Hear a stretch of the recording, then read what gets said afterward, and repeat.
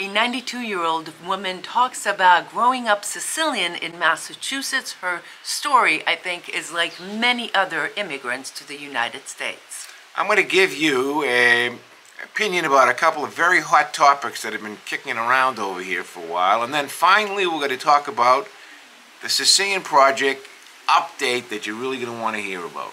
But first, let's go to Andover, Massachusetts, and Barbara Ippolito.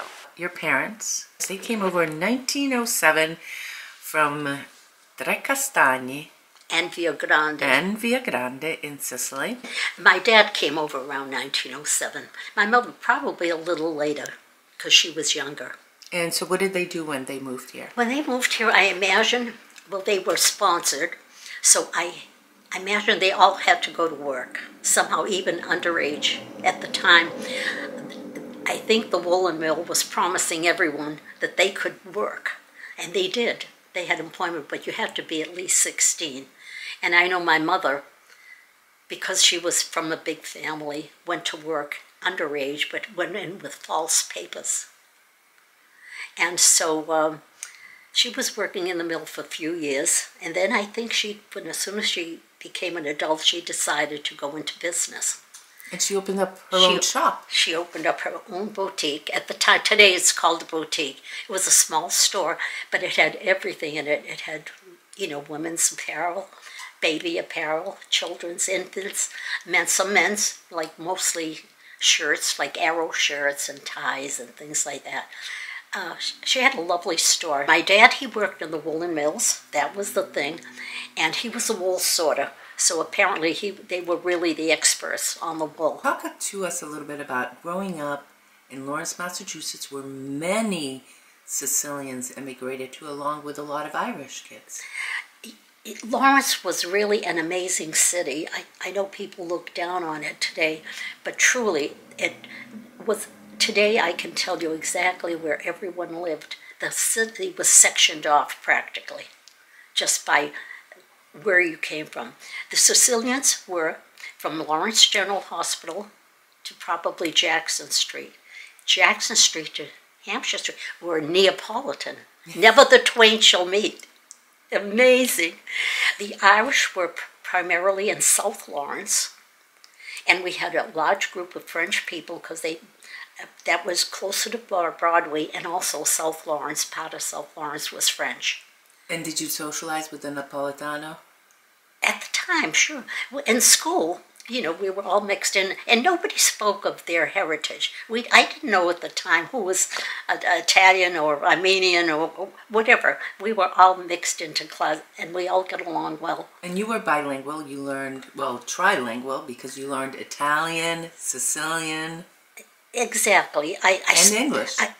Of course. Well, the Italian, the real Italian, I call it real Italian, I learned in high school. I took it in high school, and I took some in college. So at home you were speaking Sicilian? At home I'm really speaking Sicilian, absolutely. Yeah. I still do today. Like when I went to Italy just a couple of years ago, they got a big kick out of it because I was speaking the archaic language, the Sicilian, and they're all speaking the true Italian, But a lot of the Sicilian has changed a lot, but it's evolved. They all understood what I said, but they got a big kick out of it. Come stai, Esther? Stiamo fatto una bella giornata. But actually, there's a little Italian. There's a little Italian. You say amunini. Yeah, of course. I do. I use all those expressions. I do. I laugh when I hear you say that, too. And so, tell me a little bit of your memories about your parents and growing up in a Sicilian house. As I say, I was the youngest, so I think I had it good. I think I had it really good. So I never got to see the real tough part of their life because I was born probably at the end of the Depression. So I never went through that as my siblings did. And I have to tell you that they lived it the rest of their lives. They never got it, that depression. And they always lived it with that same attitude. If you work and you make $5 a week, which is, I believe, what they made when they first came from Italy, working maybe 40, 50 hours a week, you spent 3, you put 2 away. And this was their attitude. And I can remember that was one of the things they taught us always. And it's something, I think I live by it today. It's just something it's a smart thing to live by, for sure. Absolutely, the whole bit. When was the first time you went to Sicily? I think I went to Italy and Sicily. 1994 was the first time. 1994. And then, but I've been there like 6 times since then. So what was it like the first time you went and walked around Via Grande in Trecastagni? It was very emotional, I have to tell you. We took a tour with Perillo, and we had been through all of Italy, which was just beautiful. And then my husband and I, we went to Sicily. And that's when I met my family. I have lots of family there on both sides of the family. And I can remember I asked them to take me to the home where my mother was born. And I have to tell you, I think I bawled my eyes out because I think that the sad part, I always felt it was sad that they worked so hard here and they never went back. They never went back. And here I am. Chills. And here I am standing in front of her home, and the home she described with the little balcony and the orange tree, and it was all still there. My dad's house, I found that too. I think on my second trip, and it's right near Piccolo Mondo Bakery, Right. and I went in there and bought some pastry. And did you tell him this is where Dad? I did, and she asked me when. I said, you know, my dad was born in this house, and she said, really, when? And I said, 1891. 1891. She said, she was shocked, you know, she said, oh my God, you know, kind of thing. Did your parents ever speak about Sicily? Always. Oh my God. They, you know, this is a sad point in my life when I think about it. Because I'm so lucky that I have been there many times, that they always spoke of beautiful Italy, how beautiful it is. And you know what? They never saw Italy. They only came from that little town, and I don't think they ever left that little town until they left to come to America. I feel I have kind of a sad feeling in my heart that they always spoke of it, but never got to even see it, never mind go back. What did they say to you besides that it was beautiful about Sicily? They loved the life there. That was their life. You know, their grandparents were there, their parents were there, of course. Your parents said to you, speak English, don't speak Sicilian or Italian in public, right? Well, of course, you know, they wanted us to be Americans. That was the big thing in their lives. They wanted to be Americans when they came. And they wanted us certainly to learn the English. And that was a big thing. There were a lot of, a little bit older than I was, maybe cousins and things like that. When they went to kindergarten or first grade, they were speaking only Italian. You know, I learned because I was the youngest. So I had an advantage. So a lot of the Sicilian traditions of going to the markets were also done here for a long Absolutely. time. At the time, growing up, there was no such thing as a supermarket like Demoulas or Stop and Shop. There was no such thing. And we had neighborhood stores that carried all the beautiful fresh fish, fresh, you know, vegetables, fresh meat. And we had your favorite fresh bakery. And we would go my dad would go every day and pick up something fresh every day. And it was wonderful that because you established that friendship, during the war, you couldn't get a lot of these goods. They were rationed. But because they had established a friendship, that butcher would save something for him. Or, you know, this is what would happen. So we always had something, maybe not as much, but we really never lacked anything because of that. But today, you know, you go in, they don't know you, you don't know them, you know. It was more of a community. Absolutely, a very close community. And that same, you know, you hear about it, how it takes a village to bring up a child. Well, all the neighbors were responsible, literally, of taking care of you. Like they watched They watched for you. They watched when you came home from school or whatever. Beautiful. Everybody was very, very cohesive and watching over each other. It was really wonderful. That we don't have that today. The Festival San Alfio, Philadelphia, and Chirino Oh, are my. very big for you. Very of course, big. Lawrence Very just big. celebrated 100, one of the biggest and oldest festivals. Did you go to the one in Trecastagni? I certainly did. We came back in 2017. We went and we got to see the feast. We went there in April. And that was very, very big for me and very emotional because my dad was one of the founders too. There were several Italians that really started the St. Alfio Society here in Lawrence, and they took that tradition with them. And it was so special for me because my dad was president of St. Alfio several times, a couple of times in his lifetime. And so it was big. We never missed. How would you describe the difference between the San Alfio festival here in Lawrence and the one in Sicily? Well, the other one, I mean, I've been... Because I saw the one here in Lawrence before I went to Sicily, and I was struck immensely about the big differences. Of course.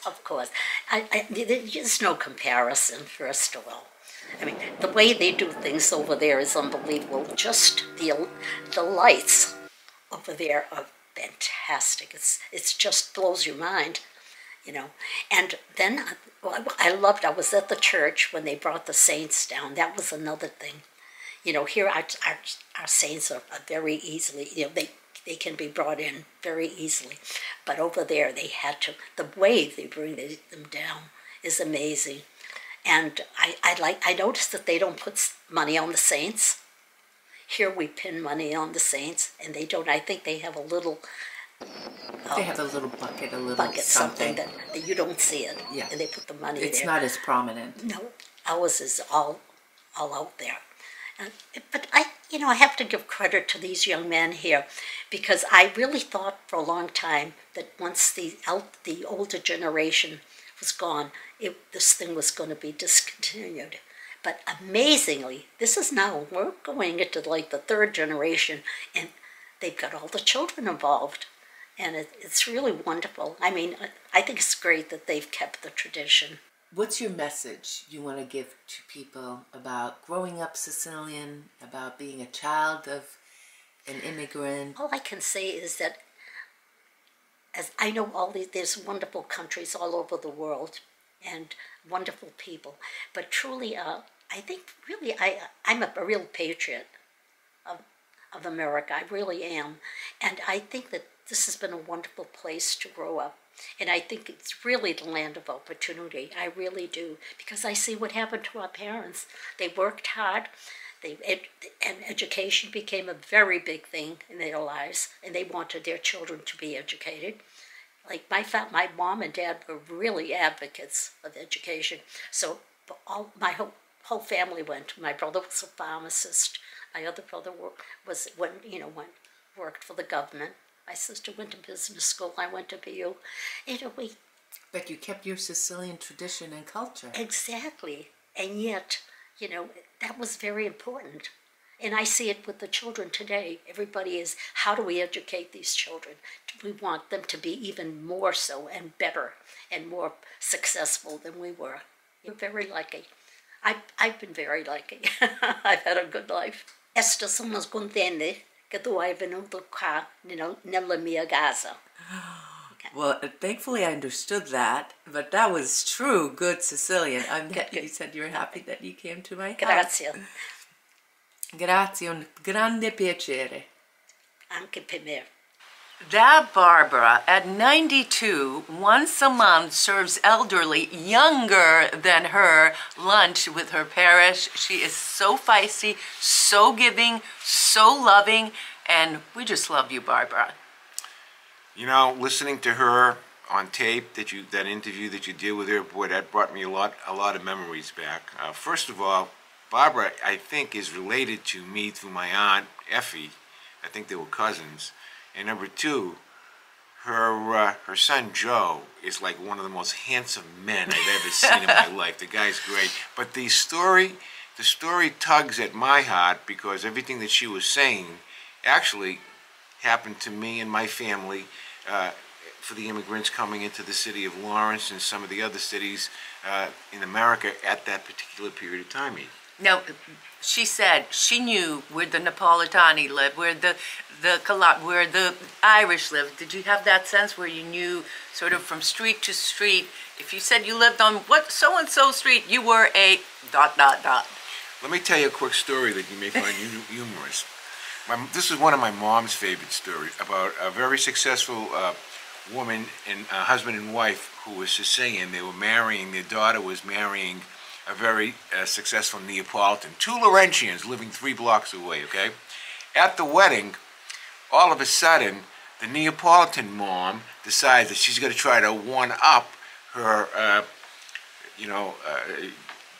whatever she's called, the mother-in-law, and she gives them $8,000 American cash. Now, this is in the 50s, right? Well, that's significant. So the Sicilian mom goes crazy, runs out of the hall, and comes back with $10,000 cash.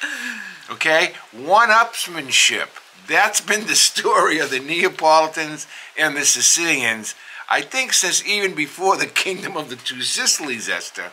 That's a true story as well. I love those old stories, and I tip my hat to a lot of those immigrants who came at the turn of the century, especially, about 1 million in the first 15 years of the turn of the century came over, especially most of them to the United States, but also Canada, Australia, and others. And just imagine how difficult it must have been for them not speaking the language, not knowing the culture, the history, the traditions. Everything was really foreign. So, they were very brave, and 99% of them went there to seek a better future for their offsprings.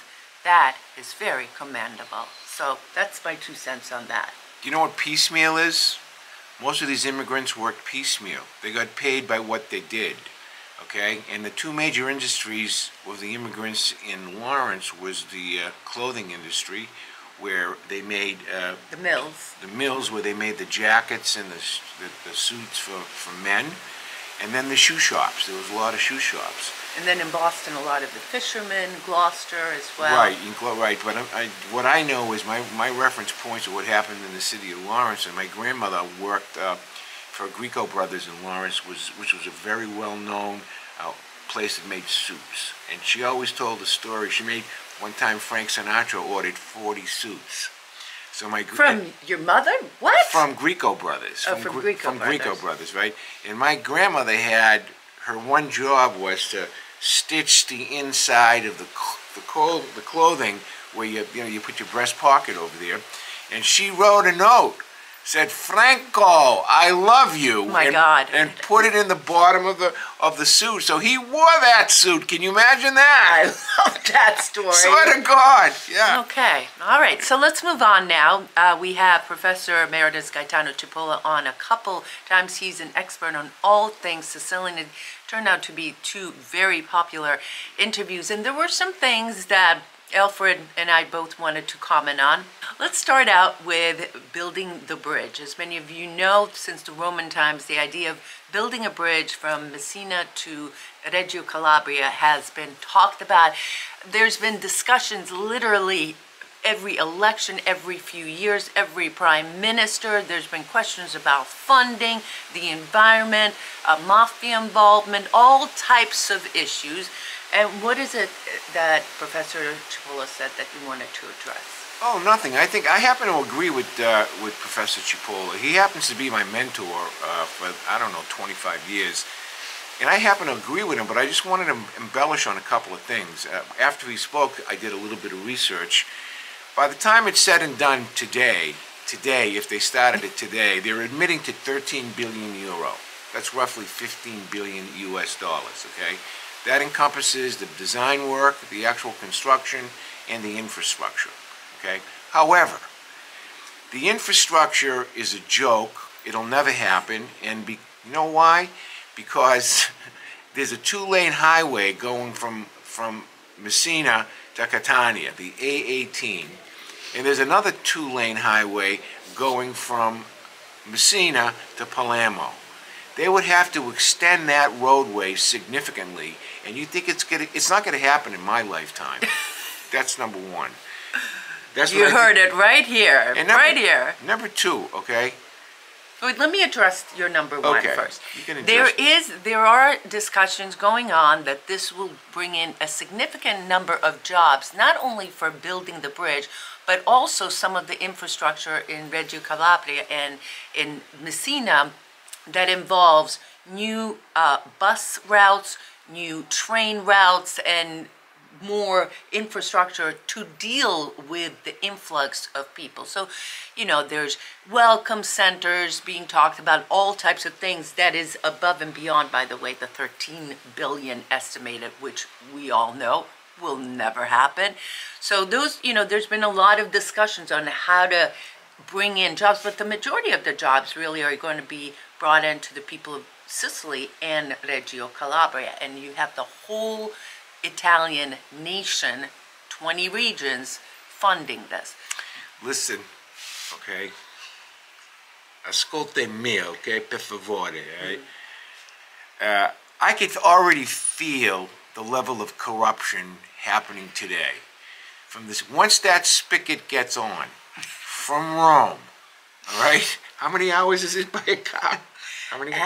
It's 9 hours, 10 hours. Why do you think? Why? Right? There's always fears that Everybody's going to be like the little mouse, all right, grabbing their share. And that's not even, we're not even talking about the mafia. I'm talking about the politicians. Everybody's going to want their car. This is Sicily. Are you kidding me? Wait, haven't we seen this story before? Oh, Hasn't my it repeat Lord. It's a all big over joke. the world? But you want to know something? I think the Sicilians feel, and by the way, a lot of them are against this. If they're stupid enough to give us money, we're going to take it. I mean, honestly. But the thing that's concerning me, and really my number two is, from Calabria, from that port right now, there is $68 billion they're estimating of drugs coming in from that port that's getting dispersed throughout all of Europe from that port of Catania. The Draghet is there, the Port of Messina. from Port of Messina, yeah, the Calabrian mafia, as you know, is very, very most powerful mafia in the world. More powerful than the Sicilian mafia. And my fear is, if there's a bridge coming over here, then in short order, the cities of Catania and Palermo are going to be replete with drug addicts, and then spread into the suburbs over here because it'll be cheap, far cheaper than it would be in the United States. That bothers me. But the number three... Wait, then let me... Sure, okay, so sure. my big thing is, you know, we're in a seismic island. That means we're prone to earthquakes. Did we forget the big earthquake of... that? Well, first of all, Excellent earthquakes point. happens all the time. We get low-level earthquakes all over the island all the time. 1908, a massive earthquake that caused a tsunami. 100,000 people in Messina died. That area is known to be one of the worst. Why the heck would you build a bridge knowing how vulnerable that area is? Plus, let's talk about the currents. The currents there are very strong. There's also the entrance, the gateway to the cruise ships. I mean, we're talking, even though they are saying that it's going to be a little bit higher than the normal cruise ships, that is just a crazy area to screw with the environment. I'm of the school of don't mess with the environment, don't mess with nature. It's never a good idea. That's my next point. You know, truthfully, Esther, to be honest with you, I love the fact that Sicily is an island. Agree. That we're not connected to Italy. I think there's a vast difference between the culture here and the Italian culture. Not so much from the Mezzogiorno, south of Rome into Naples here. I'm talking about north of Rome, okay? I am worried for that. That's how I feel about it. I want to preserve the Sicilian cultural identity. You know, and not have it polluted. And by the way, I'm not talking about polluted in any racist concept. I'm talking about it's an island. Okay? I agree with you. Imagine if you were Hawaiian, okay? And Hawaii was closer to the United States. Imagine a bridge going over from Hawaii to the United States. You think you would be greeted in 20 years with delays that the hula people have? No. Or how about if it was between France and London?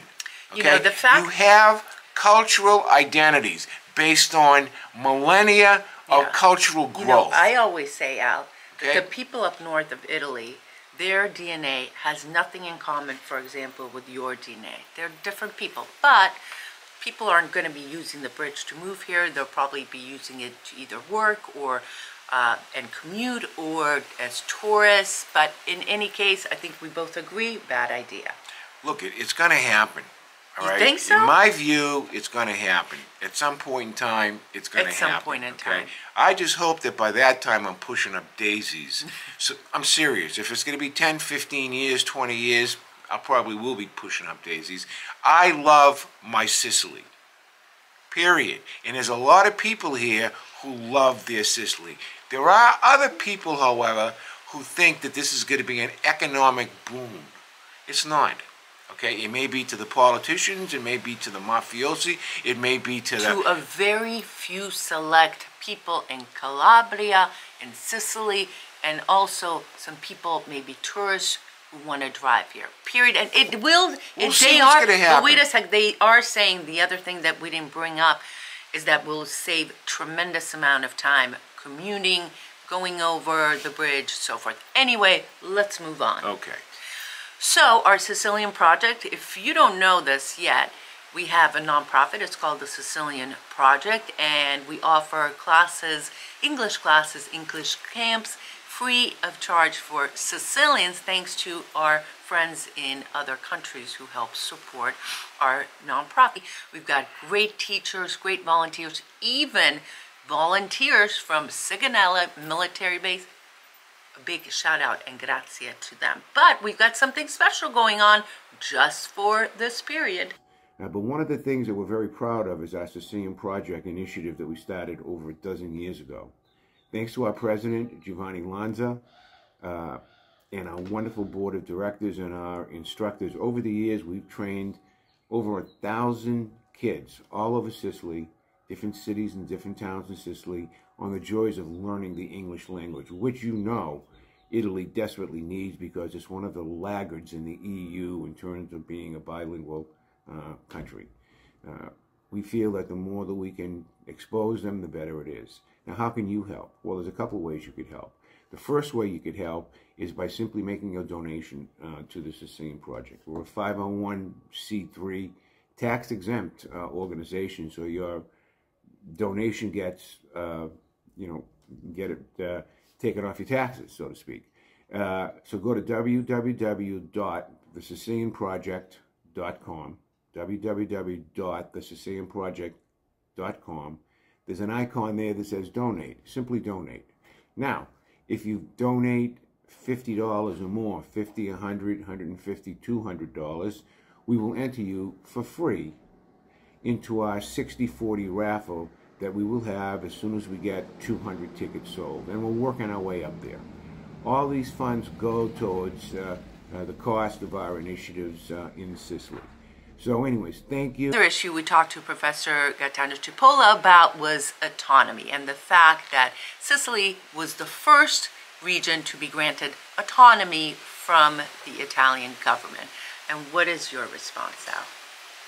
Well, first of all, I happen to agree with everything that Professor Cipolla said, number one. Okay? The problem is, it's really not, it's a lip service. What's happened now since 48 is Sicilians get lip service, okay? That's all they get is lip service. I really believe, as does Cipolla, that somebody here should have the testicular fortitude to start demanding that Sicily gets what it was promised in 1948. Now, what's close to that, but I think it's premature, is the whole discussion about Sicilian independence, which those people love Sicily with every molecule in their body, and I understand that. However, I think it's aspirational, just my own view. I think that if the Italian government left today, which it'll never do, by the way, but if they did, within 2 seconds after they sail off into the sunset and pull the EU flag down, the mafia will come in and control this island. So while I hope that the mafia never controls this island, I think that the best way to maintain its independence, its cultural identity, which is different from the North, is to get this autonomy issue strengthened by the politicians from Sicily. Now, Musumeci tried it a little bit, but not nearly enough. It's not what it's supposed to be. It's not certainly what it's intended. And like I said before, at this point in time, I see it simply as lip service. And that's what I wanted to say about that, E. A little Sicilian goulash for you. Hope you enjoyed a mix of all the topics that we brought to you, and thank you so much for watching, supporting us, supporting our nonprofit, and everything else. We appreciate you taking the time to be here with us.